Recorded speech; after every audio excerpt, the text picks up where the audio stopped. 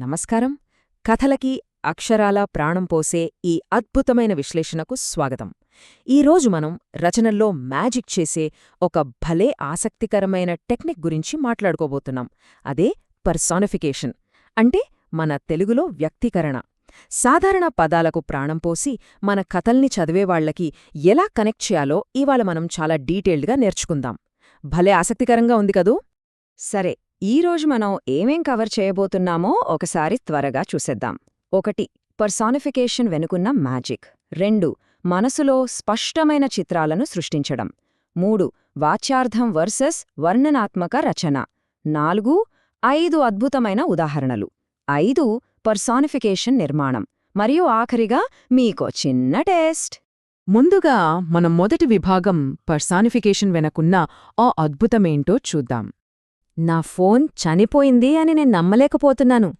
వినడానికి భలే ఉంది కదా ఈ వాక్యం. ఇక్కడొక ఆసక్తికరమైన విషయం గమనించండి. అసలు ఫోన్కి ప్రాణమే ఉండదు కదా, మరి అది ఎలా చనిపోతుంది? అంటే కేవలం దాంట్లో ఛార్జింగ్ లేదా బ్యాటరీ అయిపోయిందని చెప్పడానికి దానికి ఒక ప్రాణమున్న వస్తువులాగా మనం ఫీలింగ్ ఇచ్చేస్తామన్నమాట. నిజానికి మనం రోజూ వాడే అత్యంత సహజమైన పర్సానిఫికేషన్ ఇది. సో అసలు పర్సానిఫికేషన్ అంటే ఏంటంటే, సింపుల్గా చెప్పాలంటే ప్రాణం లేని వస్తువులకు, జంతువులకు లేదా ఆలోచనలకు మనుషులకున్న లక్షణాలను, ఎమోషన్స్ను ఆపాదించడం. అంటే ఒక నాన్ హ్యూమన్ వస్తువు మనిషిలాగా ప్రవర్తించడం అన్నమాట. ఈ టెక్నిక్ వాడటం వల్లే ఒక నార్మల్ వాక్యంలో ఆ వస్తువులు నిజంగా సజీవంగా ఉన్నట్లు మనకనిపిస్తుంది. ఇప్పుడు రెండో విభాగంలోకి వెళ్దాం. స్పష్టమైన మానసిక చిత్రాలను ఎలా సృష్టించాలో చూద్దాం. అసలు రైటర్స్ ఈ టెక్నిక్ని ఎందుకు వాడతారో తెలుసా? ఊరికే ఏదో వాళ్లకు భాష మీద గొప్ప పట్టు ఉందని చూపించుకోవడానికి కాదు.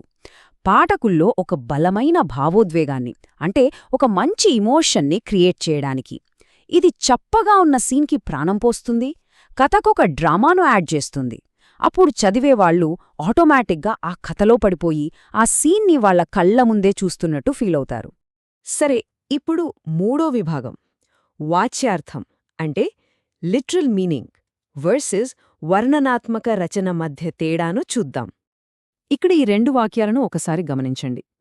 వాతావరణం వెచ్చగా మరియు ప్రకాశవంతంగా ఉంది. ఇది జస్ట్ ఒక ఫ్యాక్ట్. కాని సూర్యుడు నన్ను చూసి నవ్వాడు అని చదవగానే ఎలా అనిపిస్తోంది?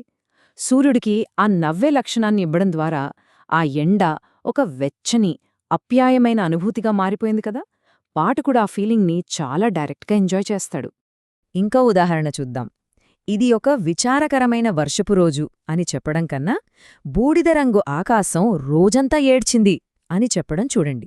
ఆకాశం ఏడుస్తోంది అనేసరికి మనల్ని వెంటనే ఒక విచారకరమైన, విషాద వాతావరణంలోకి తీసుకెళ్లిపోయింది గదా వాక్యం. అంటే కేవలం వాతావరణం గురించి ఫ్లాట్గా చెప్పడమే కాదు, దాన్ని మనం మనసారా ఫీల్ అయ్యేలా చేశారు. ఇదైతే భలే ఆసక్తికరంగా ఉంటుంది. మిణుగురు పురుగులు రాత్రి ఎగురుతున్నాయి. ఇది మామూలు వాక్యం. కాని చందమామ చిరునవ్వులు చిందిస్తుండగా మిణుగురు పురుగులు నాట్యం చేశాయి అని చదవండి. వావ్ అనిపిస్తుంది కదా. ఎగురుతున్నాయి అనడానికి బదులు నాట్యం చేస్తున్నాయి అనడం, అలాగే చందమామ నవ్వుతోంది అనడం వల్ల ఆ దృశ్యం మన కళ్ల ముందు ఒక మాయాజాలంలా మెదులుతుంది. ఓకే, ఇప్పుడు 4వ విభాగానికి వచ్చేశాం. మీ రైటింగ్ స్కిల్స్ను మరింత ఇన్స్పైర్ చేయడానికి ఓ 5 అద్భుతమైన ఉదాహరణలు చూద్దాం. మొదటది, ఆ పిజ్జా నా పేరు పెట్టి పిలుస్తోంది. వినగానే నోరూరుతోంది కదా. ప్రాణం లేని పిజ్జాకి మనిషిలోగా పిలిచే లక్షణాన్నిచ్చారిక్కడ. నిజంగా పిజ్జా పిలవదు, కాని ఆకలితో ఉన్న వ్యక్తికి ఆ పిజ్జా ఎంత టెంప్టింగ్గా ఉందో, దాన్ని చూస్తే ఎంత ఆపుకోలేకుండా ఉన్నాడో ఈ ఒక్క వాక్యం పర్ఫెక్ట్గా చెప్పేస్తోంది. రెండో ఉదాహరణ చూడండి. ఆ ఆకాశహర్మ్యం ఎంత ఎత్తుగా ఉందంటే అది ఆకాశాన్ని ముద్దాడింది. ఒక బిల్డింగ్కి మనుషుల్లాగా పెదవులు ఉండవని మనకు తెలుసు, కాని ఆ ముద్దాడటం అనే క్రియను వాడటం వల్ల ఆ బిల్డింగ్ ఎంత అద్భుతంగా ఉందో, అసలు ఎంతటి ఉత్కంఠభరితమైన ఎత్తులో ఉందో మనకి ఇట్టే అర్థమైపోతుంది. ఇక ఇది మనలో చాలామందికి ఎప్పుడో అప్పుడు ఎక్స్పీరియన్స్ అయ్యుంటుంది కదా. వెండింగ్ మెషీన్ నా డబ్బును మింగేసింది. ఒక యంత్రం పాడుపడి మన డబ్బులు తిరిగివ్వకపోవడమనేది నార్మల్ ఫ్యాక్ట్. కాని దానిని మింగేయడం అనే పదంతో చెప్పడం వల్ల ఆ టైంలో మన డబ్బులు పోయాయన్న ఫ్రస్ట్రేషన్, ఆ డ్రామా వెంటనే తెలిసిపోతోంది. నా అలారం క్లాక్ ప్రతి ఉదయం నిద్రలేవమని నాపై అరుస్తుంది. సాధారణంగా అలారం క్లాక్ జస్ట్ సౌండ్ చేస్తుంది అంతే. కాని దానిని అరుస్తోంది అని వర్ణించడం ద్వారా పొద్దున్నే ఆ అలారం మోగితే వచ్చే ఆ చిరాకును, ఆ కఠినమైన వాస్తవికతను భలే బంధించారు కదూ. ఇది నిజంగా మనందరికీ భలే కనెక్ట్ అయ్యే ఎగ్జాంపుల్. చివరి ఉదాహరణగా పూలు నీటికోసం వేడుకుంటున్నాయి. ఎండిపోయిన పూల ముక్కలకి వేడుకోవడం అనే ఒక నిస్సహాయమైన మానవ ఎమోషన్ని అటాచ్ చేశారు. ఇది చదివిన వెంటనే మనకి తెలియకుండానే జాలి కలుగుతుంది. ఆ మొక్కలకి నీళ్లు ఎంత ఎమర్జెన్సీగా అవసరమో కూడా ఇట్టే అర్థమైపోతుంది. సరే, ఇప్పుడు 5వ విభాగం. అసలు ఈ పర్సోనిఫికేషన్ మనం ఎలా నిర్మించాలో చూద్దాం. ఈ టెక్నిక్ వాడటం చాలా అంటే చాలా సులభమండి. ఇదొక సింపుల్ 2 స్టెప్ ఫార్ములా. ముందుగా ఒక ప్రాణం లేని వస్తువుని తీసుకోండి. అంటే ఓ చెట్టు, ఓ కుర్చీ లేదా సూర్యుడు లాంటిది. తర్వాత దానికి మనం అంటే మనుషులు మాత్రమే చేయగలిగే ఒక పనిని అంటే డాన్స్ చేయడం, ఏడవటం, నిట్టూర్చడం లాంటి ఒక ఫీలింగ్ని యాడ్ చేయండి. అంతే, మీ పర్సానిఫికేషన్ వాక్యం రెడీ అయిపోయినట్లే. ఇప్పుడు మన ఆఖరి విభాగం 6. ఇంతవరకు నేర్చుకున్నది ఎంత అర్థమైందో మనల్ని మనం ఒకసారి టెస్ట్ చేసుకుందామా? ఇక్కడున్న వాక్యం చూడండి. మేఘం ఎక్కడికి వెళ్లాలో తెలియక గందరగోళానికి గురై సూర్యుని వైపు దూసుకుపోయింది. ఇందులో పర్సానిఫికేషన్ ఎక్కడుందో కాస్త ఆలోచించండి.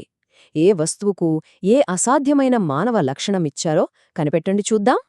కనిపెట్టారా? ఇక్కడ ప్రాణం లేని మేఘానికి గందరగోళం అనే ఎమోషన్ని అద్దారు.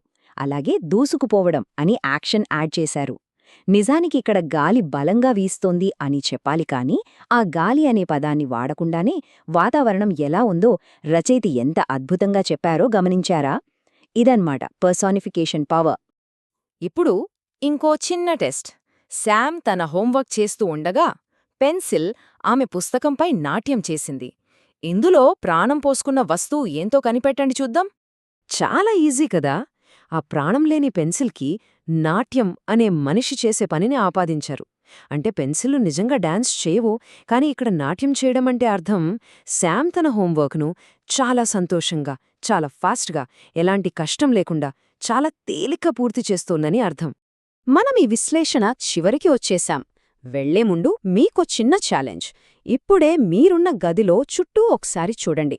ఆ తిరుగే ఫ్యాన్, మీరు కూర్చున్న కుర్చీ లేదా మీ పక్కనున్న కాఫీ కప్పు, వాటికి మనుషుల్లాగా ప్రాణం పోస్తే ఎలా ఉంటుంది? ట్రై చేయండి. మన చుట్టూ ఉన్న సాధారణ ప్రపంచంలో వ్రాయబడటానికి వేచియున్న ఎన్నో అద్భుతమైన కథలున్నాయి. ఆ కథలకు ప్రాణం పోయడం ఇక మీ చేతుల్లోనే ఉంది. Keep writing.